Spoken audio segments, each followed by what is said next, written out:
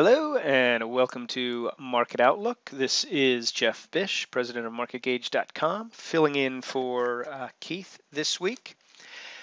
So the news for the week came on the very last day, the big jobs number, and it completely blew out expectations. We had the best numbers we've seen in quite some time. I won't bore us with the actual statistics in the video here, but suffice it to say, it was a number that really blew out expectations to the upside.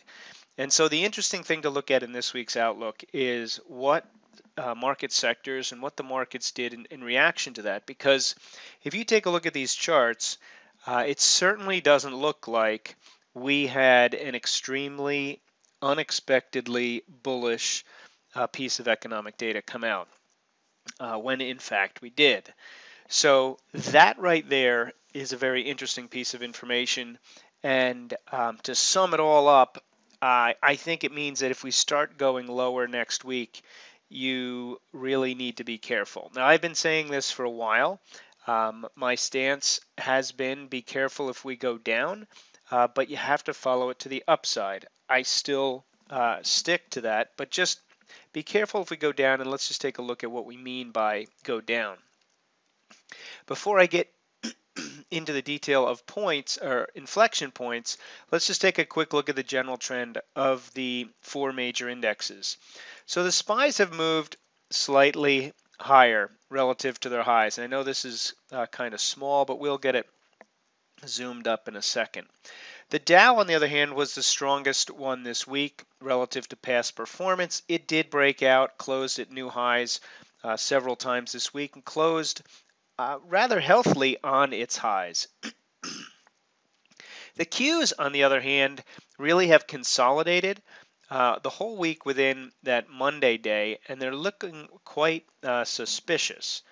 I'll get to that in a second. And IWMs are basically in a consolidation range, but they're at the top of the range. They didn't break out. So we've got the SPYs and the Dow that did push higher on the week, the Qs, which did not, and they're basically flagging, and IWMs are not far from where they were about a month ago. So they really haven't done much at all. So let's zoom in on the individuals here. One second.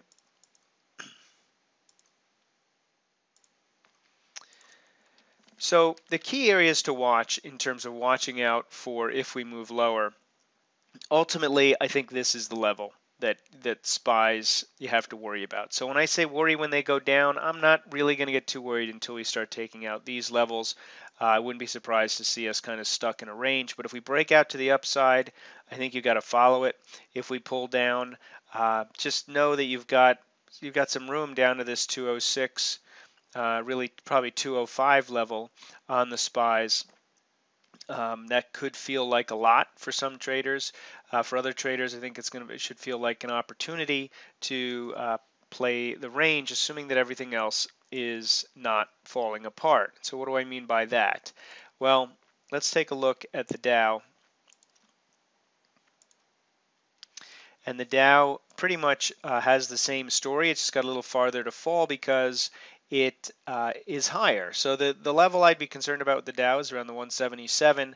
But really, if the Dow's in good shape, it should hold around the 178.50 level. On a flush down, it might get down to the 178 level. Those would be my key levels to keep an eye on. The one thing we really don't want to see the Dow do, or any of these do, is close significantly below the prior day's low. That would be a short-term significant warning in my book. And the place that I would be most concerned about that is the Qs. Now, the reason that the Qs, in my opinion, look kind of the most ominous is because they broke down, like everything else did, on Monday, and they haven't been able to get back up above this low of the high bar or the high of that breakdown bar. In fact, they've consolidated within that day in a rather wedge-like pattern. So a close below the prior bar's low in this pattern would look pretty ominous, and a close below the low of this day here would, to me, definitely say that maybe it's time for this thing to take more of a rest than just consolidation. And that's where I would draw the line and say that you really want to get concerned under that level. And there's a couple reasons that I'm focused on being concerned. And again, this isn't uh, a new call for me. And one is the IWMs. All right, so the IWMs, especially given today's news, strong jobs data, strong wage data, I really would have expected much better performance out of the IWM, and we just didn't get it. I understand that we're consolidating in here, but we've been consolidating for quite some time. It's time for this thing to break out. Um, and if it's not going to, that's problematic in the environment of the Qs rolling over if they do. Now, if they don't really roll over, I think you just got to look at the IWMs as trading in this range. But this is a warning. If they break out, that's what you really want to see on the bullish side. So the bulls really should be looking for the IWMs to break out. In the meantime, I wouldn't, however, not follow the stronger areas of the market. But here are two reasons that I think you got to watch out for weakness. First of all, complacency. So the VIX, if we take a look at the VIX on the left, is down near the bottom of the Bollinger Band. This is where it was. It might have been last week, actually. 26, yeah, right before Thanksgiving, which marked the top in terms of the 2-day slide. And we're right back to the bottom of that Bollinger Band. Now, the Bollinger Bands are pretty compressed right now, but this typically is an indication of a little too much short-term complacency, and when it happens at a high, even more so. So will it time it to the day? No, not necessarily. But if you get a day that starts to head down and the VIX starts to head up coming from this level, you could get a little bit of follow through, couple of days anyway. Now, if we go over and look at the McClellan oscillator, we're not overbought by any means, right? But we're not participating in the move up either.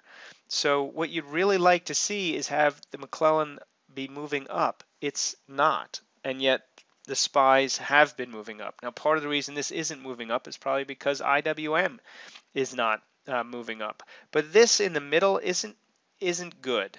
I prefer to see it moving up with the market. At least it would show more breadth.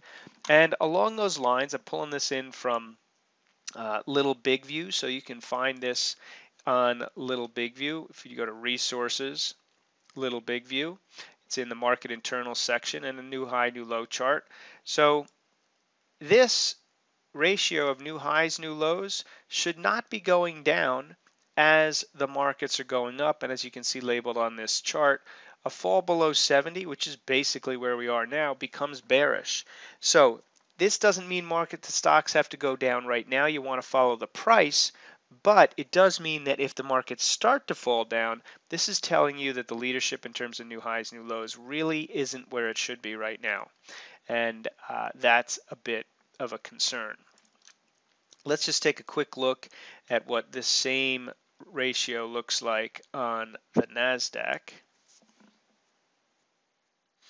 And you'll see that it's already weak in terms of back down below the 70 line, and the trend of it is down. So now, on the other hand, NASDAQ's been flat as opposed to the SPYs that have been trying to move higher. But either way, this line moving down while these markets are at highs is the sign that the highs are getting tired. One of these things has got to change direction. Either the price starts moving down or the new highs and lows really should start to shape up. Of course, we don't know which one that's going to be. That's why I say follow the price if it continues to go higher, but be careful if it moves lower. So let's take a look at some industry groups and what's going on underneath the surface. So today, with the good news, the groups that really benefited were, first of all, the financials, and that would be to be expected with stronger economy, stronger consumer in terms of wage growth. No surprise really that the XLFs here blasted higher. Perhaps some of the more interesting charts. So JPM in terms of one of the higher percentage components of the XLF, really breaking out here. Goldman also with a big breakout here. So the financials really caught fire. Another stock that really looks interesting is Citibank. If you take a look at Citibank, this is the daily. This is a huge breakout here. And if we actually look at the monthly on Citibank, you'll see that breaking this level is taking out a level that takes us all the way back to 2009. Now, so all this, can the financials really catch fire here? Well, we'll see. They've definitely been one of the stronger groups, and today they were the ones that really reacted to the news in a positive way. The other group that reacted in a really positive way was healthcare, and healthcare again has been one of the stronger groups, so it just continued its march higher.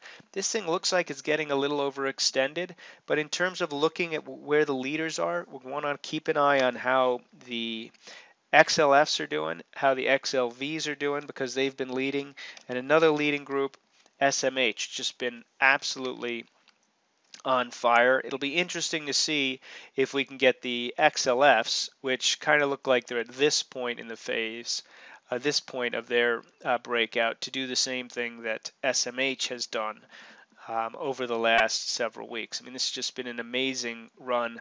The run from down here to up here, in fact, we have not seen a move like this. Could be ever into new highs. So that too is a little concerning. But December is a month where the markets do like to go up in December, so it's not one to fight. So those are groups, and the drugs as well. IBB have really been leading the market. So keep an eye on those this week. If the market's going to stay strong, they probably will stay strong. If the market's going to start to roll over, a couple places to look, and this is an interesting chart here in terms of rolling over. IYT, all right, transportation. We all know what's happened to the energy. Energy's gotten completely crushed. Oil's gotten completely crushed. You'd think that IYT would get a little bit more benefit out of that than we've seen here. This chart here represents a look of a chart that's just topped out. All right, big exhaustion gap to the upside that collapses, a collapse followed through the next day, rally right back up to the breakdown point. Anytime this thing takes out the low of the prior bar, certainly closes below the prior bar. It's the same thing I was saying about the Qs. You want to watch out for that. It's a bearish pattern. So if you're looking for markets or the groups that might indicate that the bears are going to take over, IYT was a strong group. That would be the indication that it's rolling over. So the other thing that's interesting, if we take a look at what did groups really tied to the consumer do on Friday? Well, they really didn't do all that well. So retail in general, I've been a big fan of because of this big breakout. It's had a nice run breaking out of the 89.70 level. Nice run up to the 95 range. This is a really perfect place for it to consolidate, and that is what it's done. But again, great news, bad action. A break below this consolidation, to me, suggests the thing just needs more time to rest and a pullback. And you know what? A pullback down to below 90 wouldn't be such a bad thing given how much of a run it's had. That said, if a pullback happens down to 90, the markets are going to pull back with that too, most likely. Now, the XLYs, all right, the consumer discretionary, stronger than XRT, stronger than retail, right? But same thing, didn't really react. It's consolidated nicely. If it moves higher, looks great. It's had its digestion, move higher. If it moved lower, today's muted action was the heads up that the thing is heavy. And again, if any of these start pulling back, they've got a fair amount of room to fall. And that's why I think you got to really be careful if they start to pull back. XLP. All right, this is the consumer staples. Same story as the last two consumer ETFs have been looking at. Nice place to pull back to. However, really should have bounced more today and has plenty of room on the downside to correct. So you've got a lot of momentum here. Now ITB is an interesting one. This is the home construction. You would this you'd think this would benefit from the stronger employment numbers, stronger wage numbers as well. Did not react. Now you could argue that interest rates got pushed up a little, but come on, interest rates are still so low. This thing, however, looks like a really nice flag until this thing takes out the 25 and change level. Correction down to that level looks great. If it starts to move higher, look at what we're looking at breaking out of. This would be a really nice breakout if it were to move higher, and this congestion is definitely needed to take out these levels. So I would keep an eye on ITB. The breakdown in this, or a move lower in this, isn't necessarily as negative as the others, in my opinion, because should find some good support around 25. If it doesn't find it, then there's a little bit of trouble there. Another market to keep your eye on, gold. All right. Now, tried to get over the 50 for the first time in a long time, but fell back down. But the real reason to keep your eye on gold is not just to get it over the 50, but if we take a look at the weekly number, what it's done this last several weeks is it took out really important support, did not fall apart, came right back above the support, and so the green line here is equivalent to the 50-day moving average. So that's why getting over and holding over that 50-day moving average is so important. So if we can see that happen this week and then turn up, gold might actually turn into an interesting play. All right, so I've got a couple of other I'm not going to say random, but interesting ETFs, let's just call it, from around the world. Let's start with Greece. I don't know if you've been watching Greece at all, but certainly we all know what has happened in Greece. And if you take a longer term view of Greece, looking back over the last 2 years, you can see it collapsed down to its 2013 low area, and now it's back over the 50 and back over the 50 with a really nice breakout of consolidation. So if you're a fan of looking overseas, Greece looks like an interesting swing trade condition. I know I'll be looking at it for a good entry. Another pick from Europe, Italy. So I can't say Italy looks quite as good as Greece does, but a nice flag right on that 50-day moving average. And we've now got 1 day over the 50. We like to see 2. And if it starts to move higher, you've got a really interesting setup. Again, as a swing trader, you can put together a nice swing trade setup there. Then Hong Kong.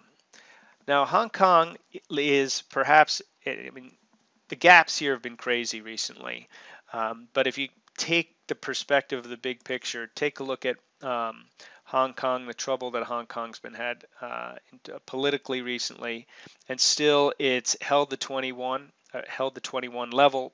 This is a 50 and the 200, so this whole area looks like a great place for it to hold. And if you look at it in the context of FXI, FXI really has begun to take off, and while it's going to be hard to be a buyer of FXI through these levels, you can see that FXI is coming up to the top of a range that extends back to 2012. So China, in terms of FXI, great place to look at, and therefore Hong Kong as well. I'm going to leave you with one last interesting chart, and that is corn.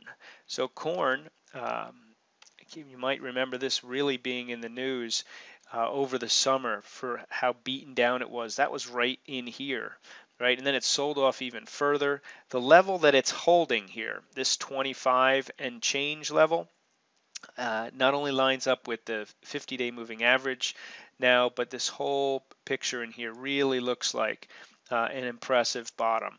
So if you're looking for something interesting, on the commodities front, keep your eye on corn. And actually, I can't do a market watch or a outlook without focusing on interest rates and TLT. If the markets go lower and TLT drives higher in a big way, then we know that the lower market action is really serious. I'm actually surprised that we didn't see more of a move down in TLT, up in rates. In other words, given the strength of the jobs data on Friday, that to me indicates that there really is some good support here in TLTs, and rates just feel like they're going to remain low for the foreseeable future. And I don't want to sound like Fed speak here, but these things still look like they're in a strong uptrend, and there could be an opportunity here if they start to head higher again. Kind of for the same reason I was saying stocks should have moved higher and they didn't. This should have moved lower, in my opinion, than it did, and it didn't. So if it starts to move higher again, we can see that it's got plenty of energy behind it. With that, good luck in the next trading week. Hope this was helpful, and we'll see you in the next video.